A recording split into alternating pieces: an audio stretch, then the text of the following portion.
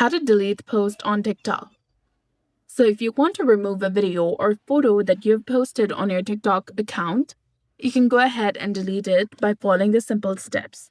First, open your TikTok application on your device, log into your account, and tap on your profile page and tap on the post that you want to delete.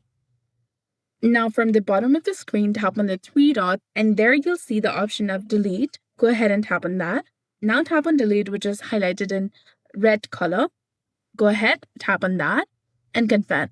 Your post will be removed. TikTok allows you to restore the post within 30 days. Tap on the three lines in the top right corner, then go to Settings and Privacy. Then scroll all the way down and go to Activity Center under Content and Display. Here you'll find your recently deleted post. Tap on Recently Deleted, which is between Reuse of Content and Manage Post Visibility. And then you can go ahead and restore the post that you do not want to delete. So that's all there is to it. I hope you found this video helpful. If you did, please like, share, and subscribe. Thanks for watching.